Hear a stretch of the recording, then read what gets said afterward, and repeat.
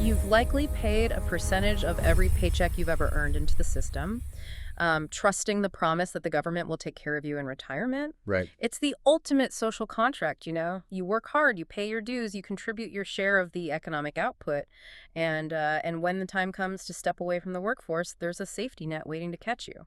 That's the idea anyway. Yeah, but what if the math behind that safety net is fundamentally broken? Mm-hmm. What if the very act of saving responsibly makes you a target to have that safety net pulled out from under you? Welcome to the deep dive. Glad to be here.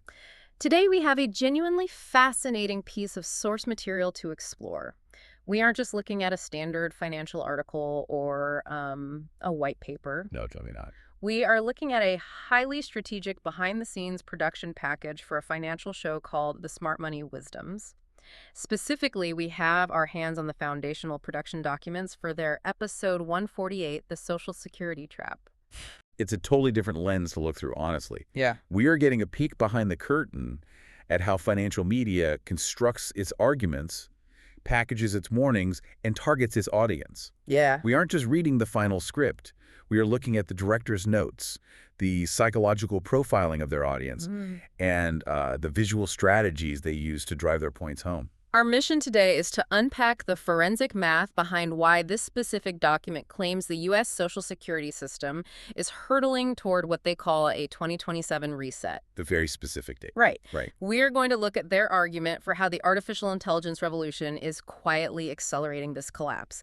And finally, we will decode the specific private pension playbook that this document alleges the ultra-wealthy are using to shield their assets from the fallout.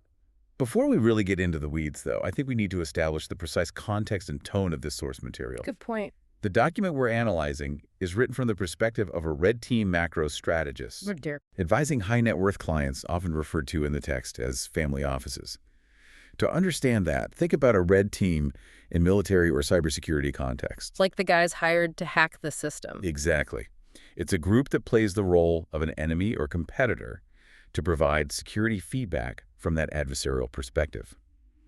In finance, a red team means looking for the absolute worst-case scenarios, the vulnerabilities in the system, and brutally stress-testing conventional wisdom. So it's not a rosy outlook. Not at all. Because of this, the tone of the document is extremely urgent, highly forensic, and deeply analytical. It is designed to challenge the status quo aggressively. And that brings us to a very important note for you, the listener. This source material contains strong, highly provocative political and economic opinions regarding government policy taxation and what the source calls wealth confiscation. Yes, we need to be very clear about this. We want to be abundantly clear up front. We are not taking sides. We are not endorsing these viewpoints, nor are we validating the specific financial advice given in this document. Right. Our job today is to act as your impartial guides, decoding and analyzing the strategic arguments presented in this production package to see what we can learn from how this red team views the macroeconomic landscape. We are dissecting the argument to understand its mechanics, not adopting it as gospel. Exactly. We are examining the anatomy of a financial warning. The document uses very specific psychological triggers, what it explicitly labels in its own production notes as the desire loop. The desire loop. It leverages the human desire for security against the pain of systemic failure. It is frankly a masterclass in persuasive financial framing. And taking it apart piece by piece reveals a lot about how macroeconomic fears are processed and monetized. Okay, let's unpack this by starting with the foundational data point the source uses to build its case. Section 1 of the document script focuses on what it calls the pay-as-you-go illusion and the stark demographic reality we're currently facing. The source argues that the biggest misconception the average citizen holds is the belief in the Social Security lockbox. The lockbox myth is incredibly pervasive. It really is. It's the idea that when you look at your pay stub and see that FICA deduction, the Federal Insurance Contributions Act tax, you imagine that money being whisked away to a secure vault in Washington, D.C. Like it's placed in a manila envelope with your name on it? Exactly, just sitting there gathering a little interest until you turn 65. The source document aggressively tears down this illusion. It explicitly points out that Social Security is strictly a pay-as-you-go system. And what does pay-as-you-go actually mean in practice? It means the dollars deducted from your paycheck on a Friday are essentially sent out the following Monday to fund the check of someone who is currently retired. Right. Your money isn't saved for you. It is immediately transferred to the generation ahead of you. The entire system relies on a constant, robust stream of new workers entering the bottom of the funnel to support the retirees at the top. If we connect this to the bigger picture, the vulnerability of a pay-as-you-go system is entirely demographic. Because it depends on headcounts. Yes. It is a math equation based strictly on population growth and labor force participation. The source highlights a devastating shift in this equation. It notes that in the year 1950, shortly after the system really took hold and expanded, there were roughly 16 workers paying into the system for every one retiree taking money out. 16 to 1. 16 to 1. That is an incredibly stable, wide base for a financial pyramid. The burden on each individual worker to support that one retiree was mathematically negligible. I think the best way to visualize that shift is to think about it like going out to a massive group dinner. Okay, I like this. In 1950, 16 people are sitting around a table splitting the bill for one guy at the end who forgot his wallet. It's a couple of bucks each. Nobody cares. It's effortless. I hardly notice it. But the document points out that today that ratio is plunging toward 2 to 1. Just 2 workers paying in for every one retiree taking out. So now it's just you and me staring at the check realizing we have to pay for the guy eating the lobster. Yeah, the tension is infinitely higher. And the financial burden on the individual is staggering. You go from a broad, flat, stable pyramid to a very precarious, tall pillar that is completely top-heavy. That analogy hits the nail on the head, and this is where the red team analysis really begins to bite. They argue that any system, regardless of the political party in power, regardless of the good intentions of the policymakers, regardless of how much we want it to work, Right. any system built and modeled on a 16 to 1 ratio fundamentally breaks when it reaches a 2 to 1 ratio. It is not a matter of policy. It is a matter of structural math. The math just doesn't work. The money coming in simply cannot keep pace with the money going out when the demographic scales tip that severely. The production package actually includes visual notes for how they want to communicate this to their audience, and it is striking. They specify a noir infographic style. Black and white, high contrast. Very stark. The imagery they dictate for this segment is a crumbling gray stone pillar. The pillar is cracking under its own immense weight, and it has the words GOVT pension carved into it. Yeah. That visual directive tells you everything you need to know about the emotional impact they're aiming for. The crumbling stone represents the inevitable decay of a structure that can no longer support its own mass. Yeah. By using the noir style, they're removing any rosy, optimistic colors. It is presented as cold, hard, inescapable reality. The demographic math is the crack in the stone. Usually when you hear mainstream financial analysts talk about this demographic shift, they project that the Social Security Trust Fund will face insolvency, meaning it won't be able to pay 100% of promised benefits sometime in the late 2030s, maybe 2033 or 2035. That's the standard line, yeah. But the source material scoffs at that timeline. They're ringing the alarm for a 2027 reset. That is right around the corner. Why are they so much more pessimistic than the standard actuarial models? That is the core of their thesis, and it transitions us into the most novel argument in this entire document.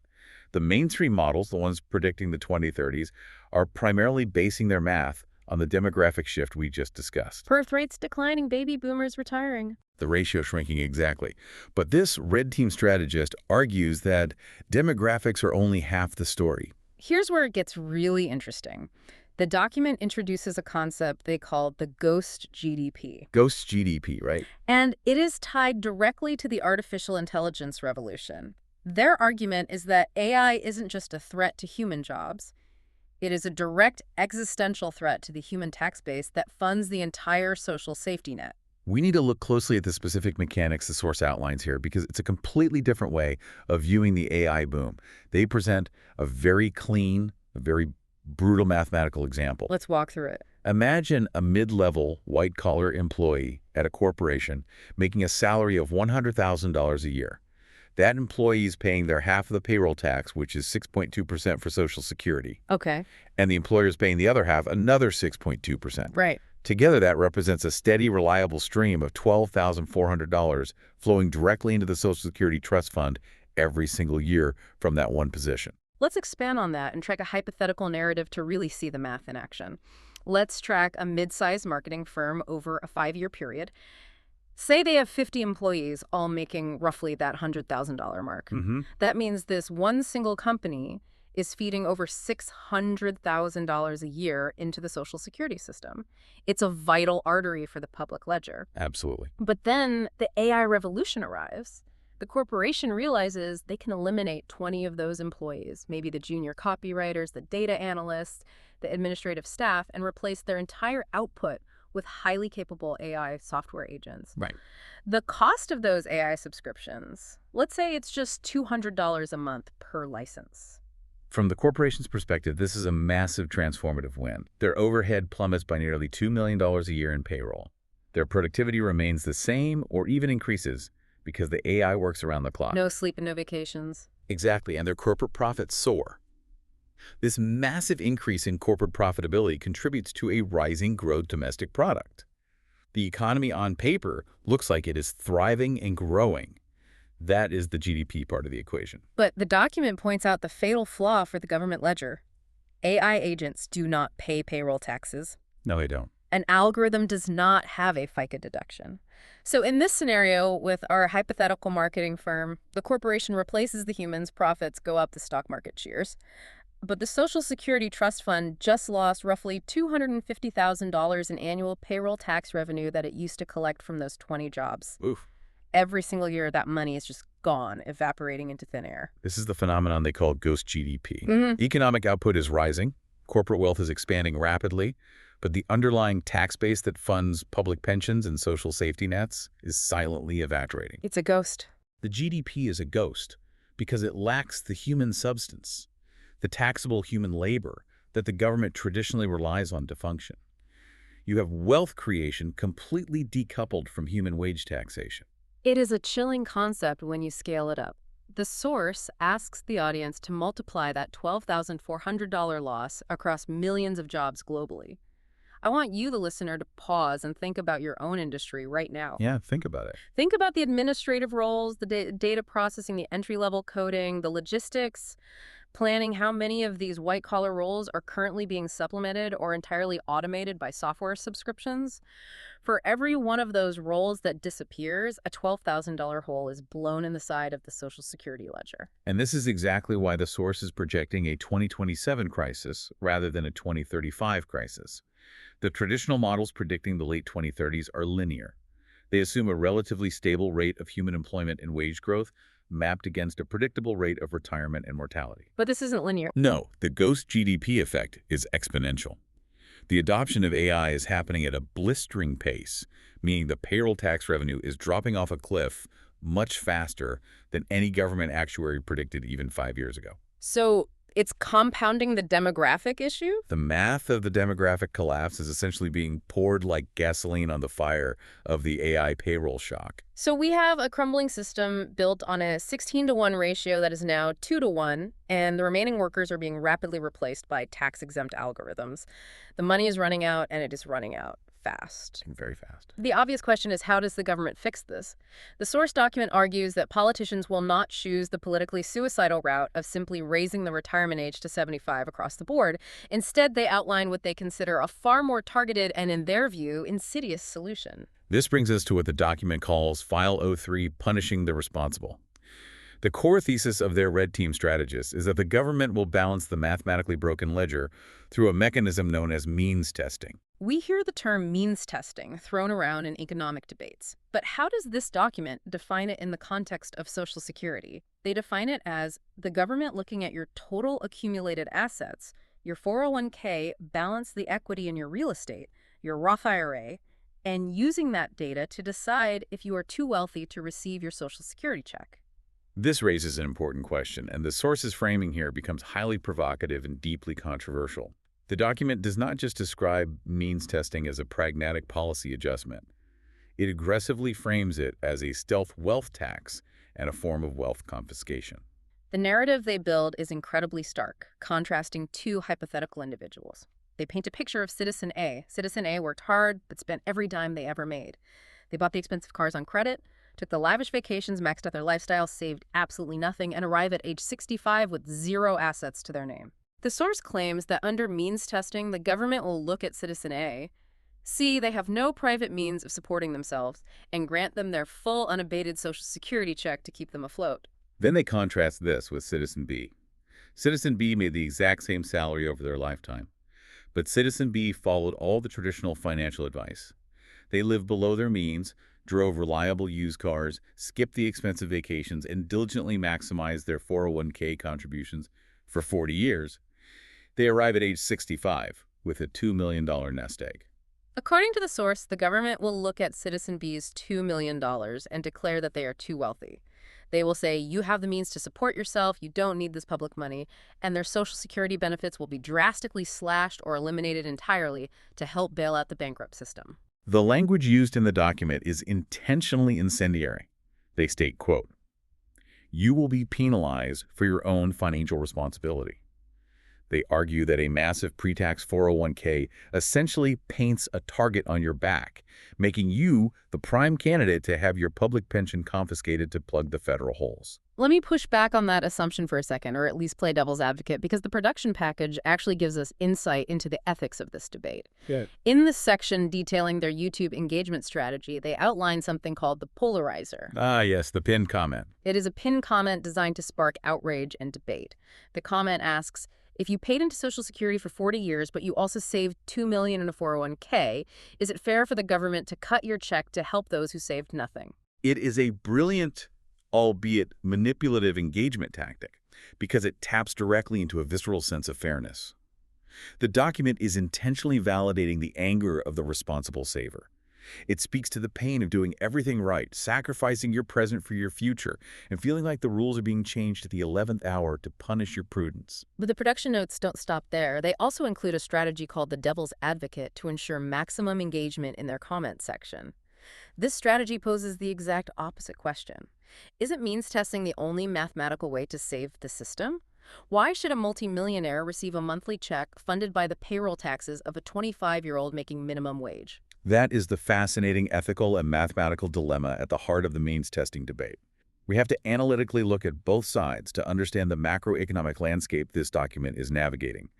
The red team persona in the script clearly sides with the saver, viewing the public pension as an earned contractual right, regardless of outside wealth. Because they paid in. After all, Citizen B was taxed on their income for 40 years under the promise of a return. To deny them that return is, in their view, a breach of contract. But taking that a step further into the devil's advocate reality, if we accept the document's premise that the demographic math is broken and the ghost GDP is draining the trust fund, then the money physically isn't there. Right. If a system is completely insolvent, it shifts from being a pension plan to a triage unit. If the goal of the system is to ensure the elderly do not starve in the streets, then mathematically, in a time of severe insolvency, the government must prioritize the impoverished over the multimillionaire. It becomes a matter of basic welfare. Exactly. Distributing scarce public funds taken directly from the paychecks of young struggling workers to someone sitting on a $2 million portfolio can easily be analyzed as economically inefficient and, from a certain perspective, morally indefensible. Both arguments have profound weight. And what's fascinating is how the source document leverages this exact tension to drive action. In fact, their visual strategy for this segment is designed entirely around the fear of the first argument, the fear of the responsible saver. The urgency-driven thumbnail. They outline an urgency-driven thumbnail concept for the video. The visual is an official-looking white government letter addressed simply to you. The text on the letter reads, 401k balance too high, benefits denied. And coming down hard onto the paper is a glowing, warning red rubber stamp that says, means tested. It is pure FOMO, fear of missing out, or in this case, fear of having your wealth confiscated. The production notes explicitly state the goal of this visual is to highlight the threat of means testing punishing responsible savers. It is designed to make the viewer feel an immediate urgent threat to their specific 401k balance. They use the accent color warning red to associate the government ledger with danger and bankruptcy. Which perfectly sets the stage for the psychological desire loop they outlined in the beginning. They have agitated the pain, the realization that your responsible saving might trigger a stealth wealth tax. Now they must introduce the promise. They must offer the cure to the disease they just diagnosed. Yes, the pivot to the solution. So what does this all mean for the listener who is staring at their retirement accounts right now? If traditional 401ks are a trap and the government ledger is broken, what is the alternative? The document pivots to what it calls the smart money playbook, offering a strategy they brand as the private pension. The foundational philosophy of the smart money, according to this text, is an assumption of zero. Assumption of zero. They advise their high net worth clients to recalculate their entire retirement architecture under the strict assumption that their Social Security income will be exactly $0. Yeah. They do not factor it into their models at all. At all. If they happen to receive a check, they treat it as an unexpected bonus. If they don't receive it, their lifestyle does not change. They survive. They are not waiting around to see if the government will save them or means test them. They are actively building defensive structures. The document breaks this playbook down into two specific files, File 04 and File 05. Let's look at File 04 first, which is focused on tangible yield. The strategy here is a massive rotation of capital. The source advises moving wealth out of traditional, highly visible, easily quantifiable public market assets, like a massive pre-tax 401k or a traditional IRA. Because those are the easiest targets for a government means test. Exactly. They're just numbers on a screen that the IRS can track perfectly. Instead, they suggest rotating into tangible assets. Specifically, they highlight direct real estate investments. But they don't just say buy a house. They highlight the specific tax mechanics of real estate, noting that depreciation shields the income. I want to break this down because this is where the financial mechanics get really interesting. Yeah, let's walk through it. Imagine you buy a $500,000 duplex. It generates $30,000 a year in rental income.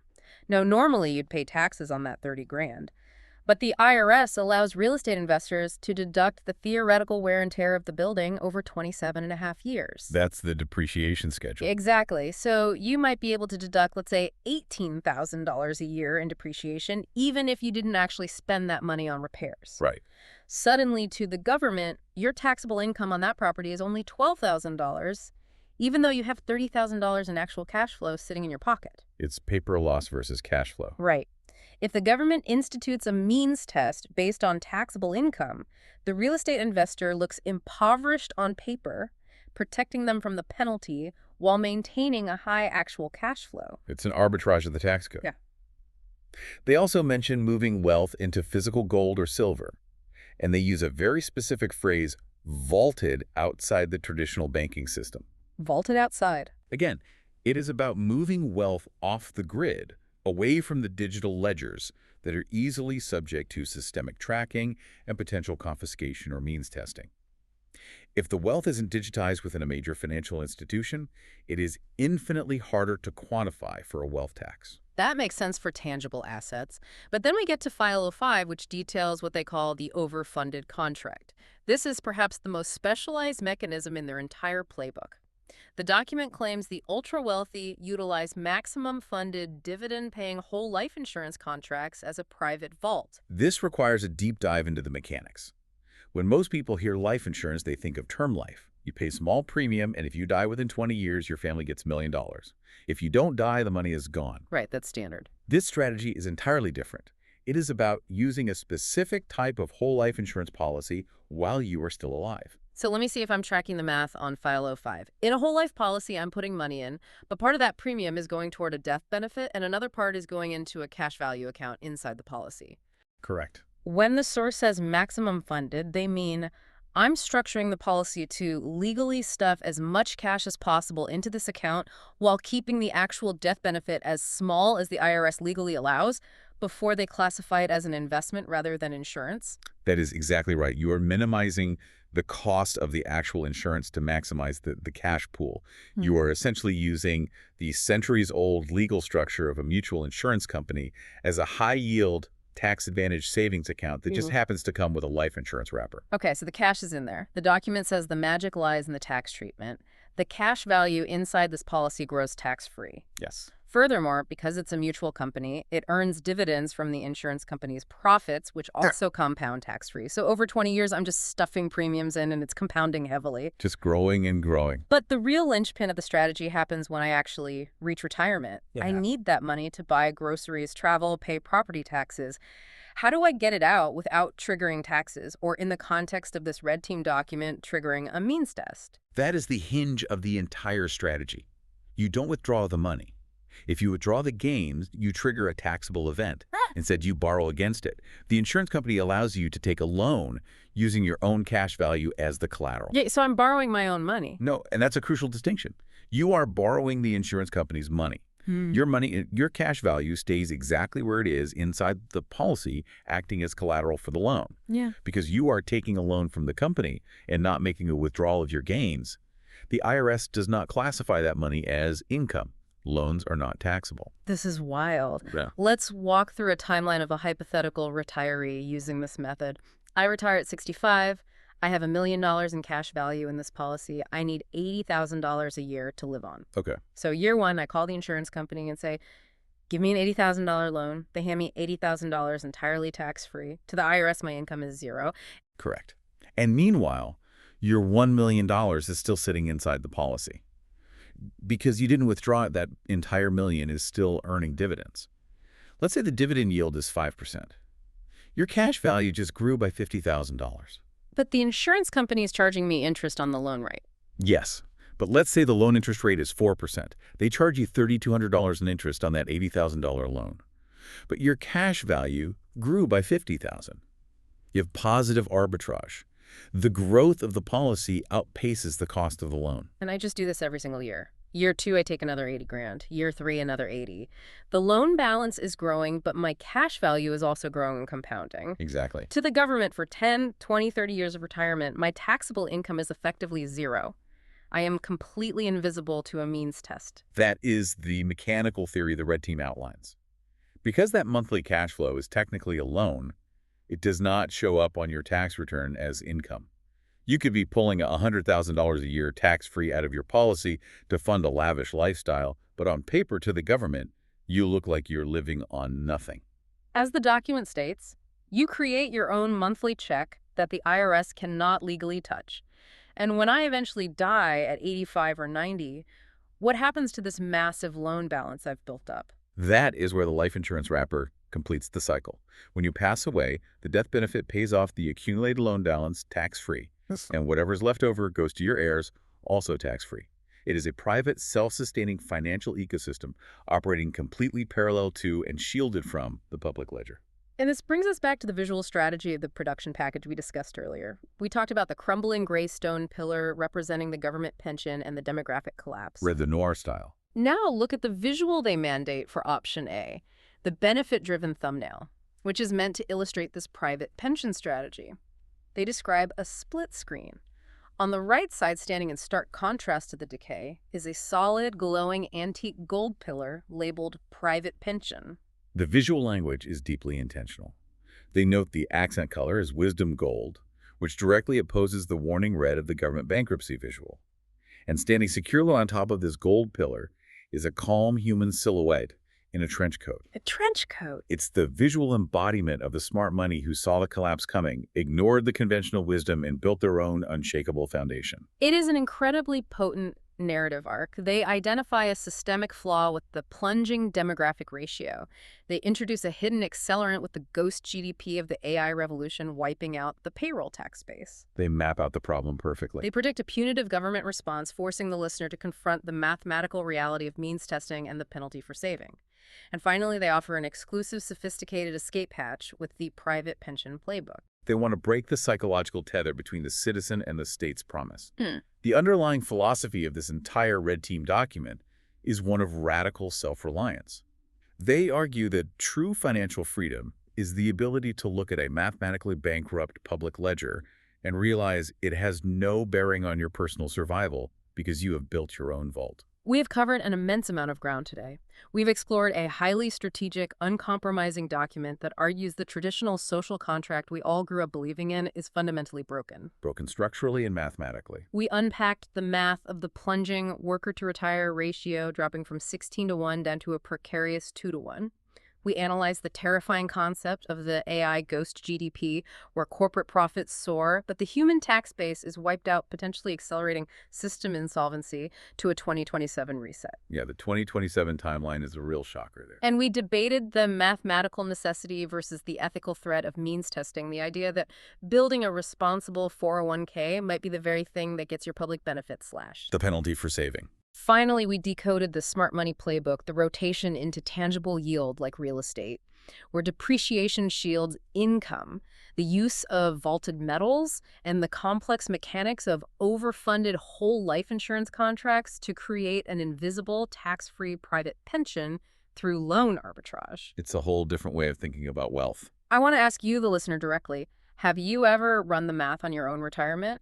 Assuming your government check is exactly $0. That's the real test. If you strip that promised income out of your spreadsheets today, how drastically would that change your timeline? Would you have to work another 10 years? Would you have to drastically downsize your expectations? It is a sobering exercise, but given the demographic and technological shifts we've discussed today, perhaps it's a necessary one. It forces a confrontation with reality, regardless of whether you agree with the document's aggressive 2027 timeline or its provocative framing. It demands that you take ownership of your own outcomes. In an era where algorithms are replacing human labor at scale, perhaps the most dangerous thing you can do is rely on a retirement system funded entirely by the taxation of human wages. If the nature of work is fundamentally changing, the nature of retirement must inevitably follow. As the intelligence briefing we examined today ultimately concludes, the federal ledger is mathematically broken. Assume your public pension is zero and build your private vault immediately.